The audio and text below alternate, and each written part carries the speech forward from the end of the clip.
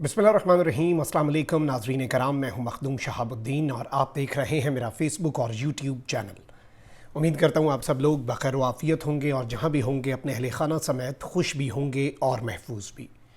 नाज़रीन कराम, कल का दिन कुछ निजी मसरूफियात की वजह से जो रेगुलरली आपके सामने ख़बरों का एक सिलसिला है वो थोड़ा सा मुनक़ता हुआ। उसके लिए सबसे पहले पेशगी माज़रत और आप सब की मोहब्बतों का, आप सब के मैसेजेस का और आप सब के कंसर्न का बहुत बहुत शुक्रिया, क्योंकि ये एक इंतहाई हफ़्ज़दा माहौल है और इसमें अगर थोड़ी देर के लिए भी राब्ता मुनक़ता हो जाए तो लोग परेशान भी हो जाते हैं। तो आप सब की दुआएं चाहिए। कुछ बहुत बड़ी डेवलपमेंट्स हैं और ये डेवलपमेंट्स इतनी इम्पॉर्टेंट हैं कि ये आपके सामने रखना बहुत ज़रूरी है। टेस्टिंग टाइम्स हैं और इन टाइम्स के अंदर आई पर्सनली थिंक कि मार्जिन नहीं है हम सब के पास कि हम अपनी मसरूफियात को वजह बनाकर कोई डिले रखें, क्योंकि मीडिया तो आपको पता है कि क्या चल रहा है वहाँ पे और किस तरह से ख़बरें आ ही नहीं सकती, ब्लैकआउट है वहाँ पे। तो बहुत सी चीज़ें मैं आपके सामने रख देता हूँ। तीन बड़ी ख़बरें जो हैं आपके सामने रखनी है। सबसे पहले ISI और दीगर खुफिया एजेंसियों की एक रिपोर्ट आई है और इस रिपोर्ट ने एक नया तूफ़ान खड़ा कर दिया है। इसके साथ ही साथ हालात चूँकि ख़राब हैं और अल्लाह ना करे बहुत से मामलात के अंदर चीज़ें ख़राब भी हो सकती हैं, तो प्लान बी, प्लान सी और इस तरह की तमाम तर चीज़ें सामने आ चुकी हैं और इमरान खान ने अपने जानशीन का ऐलान किया है, एक तरह से आप इसे कह सकते हैं। ये अपडेट भी मैं आपके सामने रख दूंगा। जबकि सदर आरिफ अलवी ऐवान सदर से फ़ारिग, इस हवाले से एक बहुत बड़ा और पहला कदम मैं ज़ाती तौर पे समझता हूँ उठ चुका है और अब होना क्या है, किस तरह से एक पूरा खेल रचाया जा रहा है। ये काफ़ी ज़्यादा डेवलपमेंट्स हैं, एक एक करके मैं आपके सामने रख देता हूँ। पहले मैं आपको ये बता दूँ कि इमरान खान साहब ने कुछ बातें मज़ीद कही हैं कल के दिन में और रात गए ये बयान आया कि ज़मान पार्क लाहौर पर हुकूमती क्रैकडाउन के दो मकासद थे। इस हुकूमती क्रैकडाउन का एक मकसद था लाशें गिराना, यानी कि सानिहा मॉडल टाउन से भी बड़ा एक सानिहा करना और फिर इमरान खान को उठाकर बलूचिस्तान ले जाना। मैं अभी आपके सामने यही चीज़ रखता रहा हूँ। खान साहब ने अब ये बात कही है।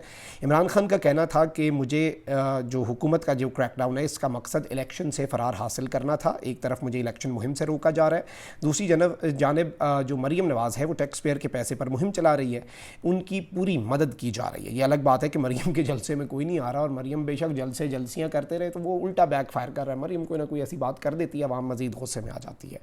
और इस सब के अंदर इमरान खान साहब ने ये जो बात कही है ये बड़ी इंपॉर्टेंट भी है। लेकिन वहीं दूसरी जानिब आप देखें कि पाकिस्तान की जो आला अदलिया है उसके ख़िलाफ़ इस वक्त महाज खोला जा चुका है। चीफ़ जस्टिस और आला अदलिया, बिलाशुबा लॉयर कम्युनिटी जो है उसकी मैं समझता हूँ ये बका का मसला है और निज़ाम इंसाफ की बका का मसला है। एतज़ाज़ हसन साहब ने कहा वो रेड लाइन है। 2007 की आप वकला की जो आज़ादी की तहरीक थी वो भूल जाएंगे और बहुत कुछ होगा। इस सब में मैं आपको ये बता दूं कि पाकिस्तान बार काउंसिल की जानिब से भी सुप्रीम कोर्ट के जस्टिस मज़ाहिर अकबर नकवी के ख़िलाफ़ सुप्रीम जुडिशल काउंसिल के अंदर एक रेफरेंस भी दायर कर दिया कि आपको पता है एक ऑडियो लीक और वो सारा मामला और इनके ऊपर एतराज़ात। शिकायत पाकिस्तान काउंसिल के वाइस चेयरमैन हारून रशीद और चेयरमैन एग्जीक्यूटिव कमेटी हसन रज़ा पाशा ने दायर की।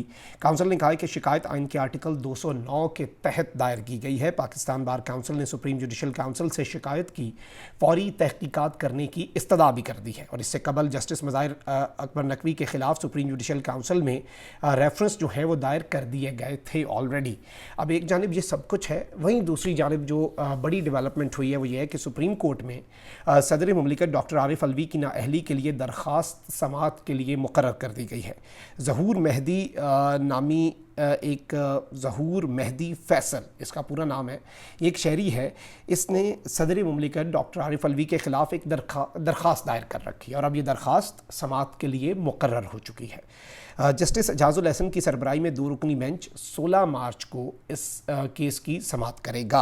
दरख्वास्त में सदर मुमलिकत को आइन का जो आर्टिकल 62(1)(f) है उसके तहत नाअहल करार देने की इस्तदा की गई है। अब दिलचस्प मामला ये नहीं है, दरख्वास्त आती है, समाअत करें, सब कुछ हो, लेकिन यूँ लग रहा है कि बस इसी की कमी थी, क्योंकि 2020 की दायर करदा दरख्वास्त को 3 साल बाद समाअत के लिए मंजूर किया गया और इस पर पाकिस्तान तहरीक इंसाफ का यही मौक़िफ़ है कि समझ तो रहे हैं ना आप कि क्या हो रहा है।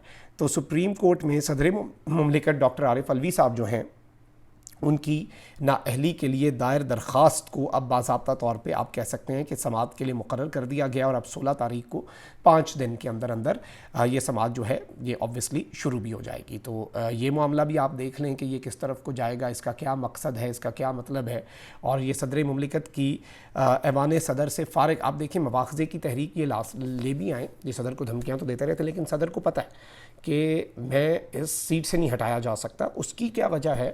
اس کی وجہ ناظرین کرام یہ ہے کہ صدر کو بنانے کے لیے تو آپ کو سمپل میجورٹی چاہیے جیسے پرائم منسٹر کو، لیکن پرائم منسٹر کو ہٹانے کے لیے بھی آپ کو سمپل میجورٹی چاہیے۔ صدر کو ہٹانے کے لیے آپ کو 2/3 اکثریت چاہیے، جو کہ پریکٹیکلی امپاسبل ہے۔ اگر تو پی ٹی آئی کے تمام سینیٹرز مل جائیں تب بھی جا کے شاید یہ 1-2 نمبر سے صدر مملکت کو نائل نہ کر سکیں۔ ان کا مواخذہ یا پھر انہیں عہدے سے ہٹانا، یا جو ووٹ آف کانفیڈنس کی بات ہوتی ہے، صدر کے اوپر بھی آپ عدم اعتماد لے آتے ہیں، صدر کا آپ ایک طرح سے مواخذہ کرتے ہیں۔ تو اب یہ سپریم کورٹ کے ذریعے میں سمجھتا ہوں، اب اس میں اب یہ نہیں پتا کہ اس دوران صدر انڈر پریشر لائے جائیں گے۔ سپریم کورٹ کے ججز اگر، اور سپریم کورٹ کے چیف جسٹس، سپریم کورٹ کے اعلیٰ ترین ججز کو اگر انڈر پریشر لایا جا سکتا ہے تو I don't see a reason basically کہ یہ معاملہ کس طرف کو جا رہا ہے اور اس میں کیا وجوہات ہو سکتی ہیں۔ اچھا، اب ایک جانب تو یہ سب ہو رہا ہے، وہیں دوسری جانب کچھ اور بہت بڑی ڈیولپمنٹس ہیں، اور آپ دیکھ لیں کہ آپ کے الیکشن کے حوالے سے ایک جانب وزارت خزانہ جو سپلیمنٹری گرانٹ ہے اس حوالے سے وہ آپ کے سامنے ہیں کیا معاملات ہیں۔ الیکشن کمیشن آلدو پاکستان تحریک انصاف کا یہی موقف ہے کہ الیکشن کمیشن ان کے ساتھ ملا ہوا ہے، پوری کی پوری ایک ملی بھگت جو ہوتی ہے نا وہ اس وقت آپ کہہ لیں کہ آپ کے ملک کے اندر ہے۔ لیکن اس سب میں جو میں یہ سمجھتا ہوں کہ جو امپورٹنٹ چیز ہے وہ ناظرین کرام یہ ہے کہ اس سب میں آئین کی جو ایک خلاف ورزی اور وہ سب کچھ آرٹیکل 6 کی تلوار لٹک رہی ہے، یہ صرف اور صرف اب نااہلی تک بات نہیں جانی اگر الیکشن نہ کروائے، لیکن اب حساس اداروں نے الیکشن کمیشن آف پاکستان کو موجودہ حالات میں شیڈیول جو انتخابات ہیں وہ نہ کرانے کی تجویز دے دی ہے۔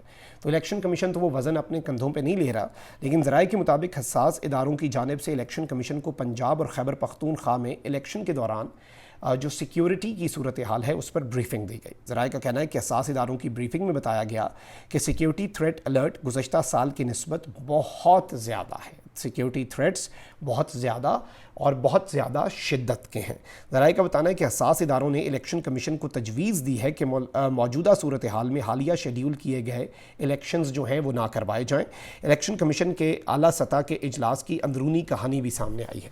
الیکشن کمیشن کے اجلاس میں ISI اور IB نے پنجاب اور KP میں انتخابات کی مخالفت کر دی ہے، یعنی کہ انٹیلیجنس بیورو وہ تو پرائم منسٹر کے انڈر آتا ہے، اور ISI ظاہری بات ہے ایک لیفٹنٹ جنرل ہیڈ کرتے ہیں سرونگ، تو یہ ویسے ریکوائرمنٹ نہیں ہوتی، لیکن obviously دس از اے ٹریڈیشن، ایک لیفٹنٹ جنرل سرونگ جو ہیں وہ اسے سرو کرتے ہیں ISI کو، پاکستان کی پریمیئر انٹیلیجنس ایجنسی ہے۔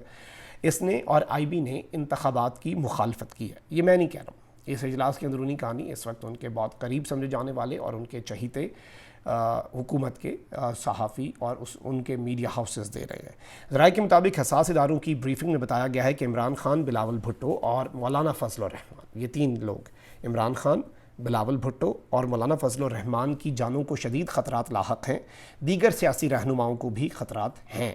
ذرائع کا بتانا ہے کہ انٹیلیجنس حکام نے بریفنگ میں بتایا کہ انتخابات کے نتائج کسی ایک جماعت نے ماننے سے انکار کیا تو نیا تنازع بھی پیدا ہو سکتا ہے۔ اچھا، میں اس میں عجیب سی بات ہے، انٹیلیجنس اداروں کا چلیں سیکیورٹی کے حوالے سے، تھریٹ الرٹس کے حوالے سے کام ہوگا، لیکن اس میں کہ ایک جماعت نے نتائج نہ مانے تو پھر کیا ہوگا؟ پھر اس ڈر سے اگر انتخابات نہ کروائے جائیں، یہ مجھے تھوڑی سی عجیب بات لگی ہے۔ اس پہ میں نے ابھی پڑھی ہے اور مجھے عجیب لگی ہے بات کہ یہ تو پھر آج سے 10 سال بعد بھی اگر انتخابات کرائیں تو اس میں اگر ایک جماعت نے انتخابات کے نتائج نہ مانے تو نتائج تسلیم نہ کیے تو پھر تو نیا بحران پیدا ہو جائے گا، پھر انتخابات ہی نہیں کراتے۔ یہ تو نہیں ہوتا۔ دیکھیں چلیں، تھریٹ الرٹس والی بات میں اسے پرسنلی بہت سیریس لیتا ہوں، اور اس سب کے اندر پنجاب میں انتخابات کے لیے الیکشن کمیشن 30 اپریل کی تاریخ کا اعلان کر چکا ہے اور الیکشن شیڈیول جو ہے وہ بھی جاری ہو چکا ہے، جبکہ خیبر پختونخوا میں انتخابات کی تاریخ کے لیے الیکشن کمیشن نے گورنر خیبر پختونخوا غلام علی کو حتمی مشاورت کے لیے 14 مارچ کو اسلام آباد طلب بھی کر لیا، کیونکہ گورنر صاحب جو ہیں انہیں پہلے ہی سپریم کورٹ آف پاکستان نے کہہ دیا کہ وہ کانسٹیٹیوشن کا breach of the constitution of Islamic republic of Pakistan, governor has already committed that. وہ اسے بریچ کر چکے ہیں، لیکن اب وہ مزید اسے بریچ کرنا چاہتے ہیں، وہ اس کی دھجیاں پہ کھیرنا چاہتے ہیں. وہ سپریم کورٹ آف پاکستان کی ججمنٹ تو بہت پیچھے رہ جاتی ہے نا، جس کا مذاق اڑا رہے ہیں وہ آئین کا مذاق اڑا رہے ہیں. لیکن اب الیکشن کمیشن تو اپنے اوپر وزن نہیں لے رہا.